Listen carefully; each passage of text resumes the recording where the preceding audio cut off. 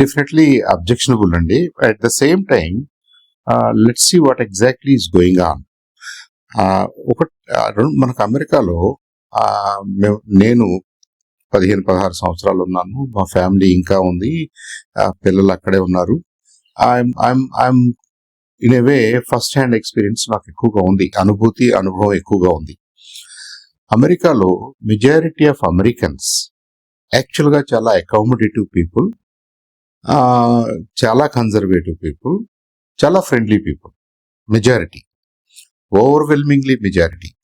వాళ్ళందరూ ఏమనుకుంటారంటే వాళ్ళ తాతలు ముత్తాతలు కూడా ఎక్కడి నుంచో వచ్చారు కాబట్టి America is a nation of immigrants అనే దాన్ని చాలా బలంగా నమ్ముతారు, దాన్ని ఆనర్ చేసుకుంటారు, దాన్ని గౌరవించుకుంటారు. అయితే there will be some elements political or otherwise వాళ్ళేంటి ఇది మాది అనే సెన్స్ లో ఆ ఓనర్షిప్ తీసుకుంటూ ఇప్పుడు కొత్తగా వస్తున్న ఇమిగ్రెంట్స్ ని మీరు మేము అనే భాషలోకి విడగొడుతూ కొద్దిగా అది ఉంటుంది. ఇది మాది అనే సెన్స్ లో పక్క వాళ్ళని డిస్క్రిమినేట్ చేయటం, పక్క వాళ్ళని తేలిగ్గా మాట్లాడటం, పక్క వాళ్ళని ఎగతాళి చేయటం ఇవన్నీ కూడా ఉంటాయి. కానీ ఆ పర్సంటేజ్ చాలా చాలా తక్కువ. కాబట్టి people from all over the world యుఎస్కి వెళ్ళగలరు, యుఎస్ లో చదువుకోగలరు, పని చేయగలరు, బిజినెస్ చేయగలరు, ఉండగలరు. Compare to other nations, other countries around the world, US is more accommodative అని నేను అనుకుంటాను. అది నా అనుభవం, జనరల్లీ స్పీకింగ్, ఓవరాల్ గా. అయితే మనకి ఇలాంటివి కూడా జరుగుతున్నాయి. ఇది ఎవరో ఒక లీడరు లేదా ఏదో ఒక స్పోర్ట్స్ పర్సన్, ఒక బిజినెస్ మ్యాన్ ఏదో ఒక ర్యాండమ్ గా ఒక పెద్ద స్టేట్మెంట్ వేసేస్తాడు. అది అతని ఇన్నోసెన్స్ లో నుంచి రావచ్చు, లేదా వ్యూహాత్మకంగా కూడా చేయొచ్చు. ఇప్పుడు కల్నల్ రావు గారు అన్నట్టుగా హ్యూస్టన్, టెక్సస్ స్టేట్ అనేది one of the red neck states అంటారు. రెడ్ నెక్ అంటే ఏంటంటే ఎక్కువగా వైట్స్, కాకేషియన్స్ ఉంటారు. వాళ్ళకి ఆ సుప్రిమసీ థాట్స్ కూడా ఎక్కువగా ఉన్న ప్లేస్ అది టెక్సస్ స్టేట్ అనేది. లోన్ స్టార్ స్టేట్ అని కూడా అంటారు.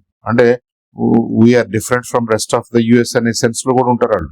యుఎస్ లోనే ఇంకా మేము ఎక్కువ, కాకేషియన్స్ లోనే ఇంకా మేము ఇంకెక్కువ అనే ఫీలింగ్ లో ఉన్నటువంటి టెక్సస్ స్టేట్ లో, సదరన్ స్టేట్ లో న్యాచురల్ గా ఈ ఫీలింగ్స్ ఎక్కువగా బయటపడుతుంటాయి.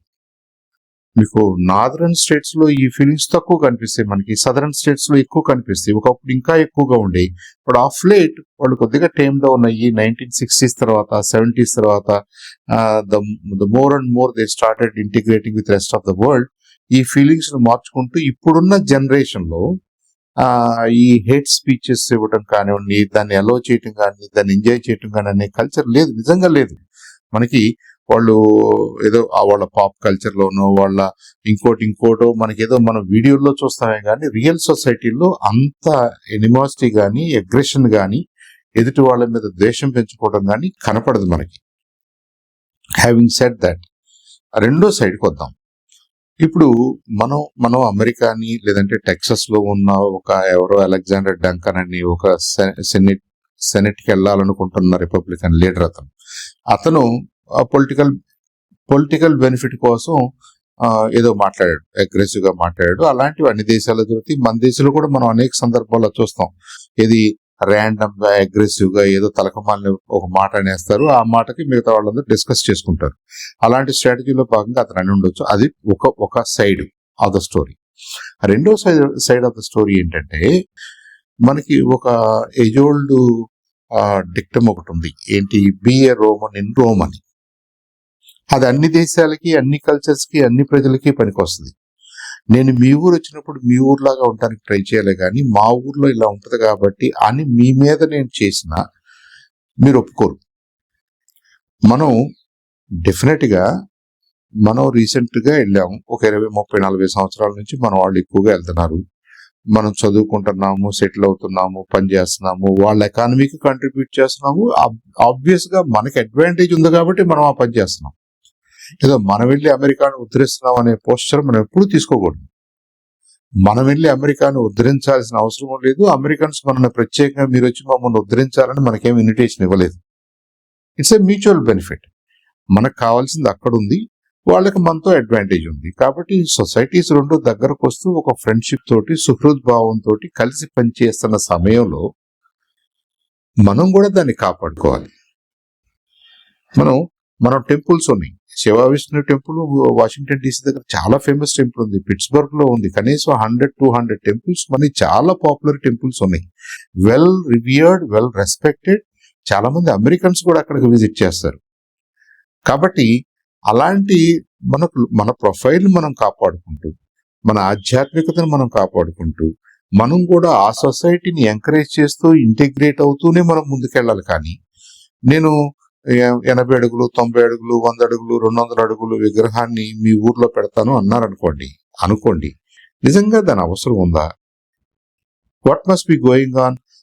మన వాళ్ళ మైండ్ లో ఏం జరుగుతూ ఉండుంటది?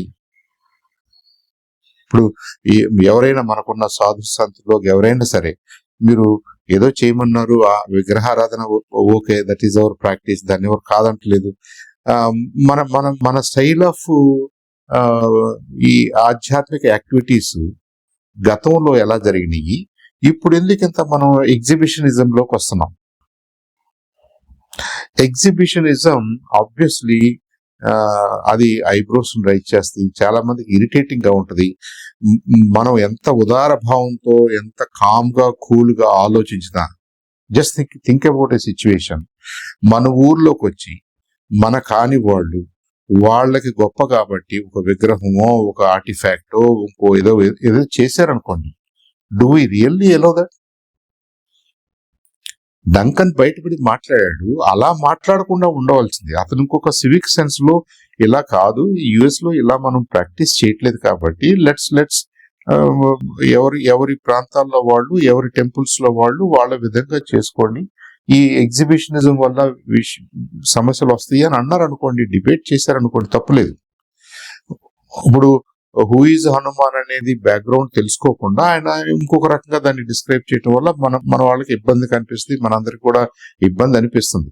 ఆయన మాట తెలియక అవుట్ ఆఫ్ ఇన్నోసెన్స్, ఎరగెన్స్ అని ఉంటాడేమో, కానీ మనం కూడా దానికి అవకాశం ఇచ్చాము అన్నది మనం కూడా గుర్తించాలి. మన టెంపుల్స్ చాలా డీసెంట్ గా ఉంటాయి. ఇండియన్స్ అంటే చాలా రెస్పెక్ట్ ఉంది, మన వాళ్ళ మీద గౌరవం ఉంది, మన దేశం మీద గౌరవం ఉంది. It's a bilateral thing. వాళ్ళు అవన్నీ కాపాడుకోవాల్సిన బాధ్యత మనకే ఉంటుంది. We should not disturb in any sense. అది వేరే దేశం, మనం వాళ్ళని ఉద్ధరిస్తున్నాం అనే పొజిషన్ లోకి మనం ఎప్పుడు ఉండకూడదు, ఆలోచించకూడదు.